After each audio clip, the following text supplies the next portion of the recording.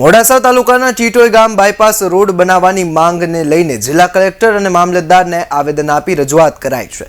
ગામમાં ખનીજ માફિયાઓ ભારે વાહનો લઈને પસાર થાય છે, ત્યારે ભારે વાહનો પસાર થતા રોડ અને ગરનાળા તૂટી જતા રજૂઆત કરવામાં આવી છે। સર્વે નંબરની જમીનમાં માટી રોયલ્ટી વિના ભરાતી હોવાની પણ કલેક્ટર અને મામલતદારને રજૂઆત કરવામાં આવી છે।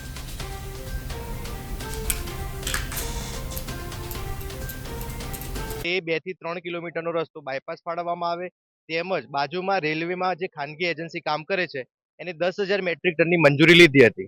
એટલે 10,000 મેટ્રિક ટનમાં 400 ગાડીઓ નીકળે એની જગ્યાએ છેલ્લા 20 દિવસમાં 2,000 થી વધારે ગાડીઓ કાઢીને 3 ગટર લાઈન, એક પીવાના પાણીની પાઇપલાઇન અને મેસો કેનાલ ઉપરનો પુલ જે 20 લાખના ખર્ચે તાજેતરમાં જ બન્યું છે એમાં ગાબડું પાડી નાખ્યું છે અને નાના મોટા રોડમાં નુકસાન થયું છે। એટલે એ રિપેર કરવામાં આવે અને કાયદેસરની માપણી કરીને કાર્યવાહી કરવામાં આવે, જેમ કે ખનીજ ચોરી પુષ્કળ પ્રમાણમાં ત્યાં ખનીજ ચોરી થઈ છે। એટલે આજરોજ રૂબરૂમાં મામલતદાર સાહેબશ્રીને કલેક્ટર સાહેબશ્રીને આવેદન આપ્યું છે।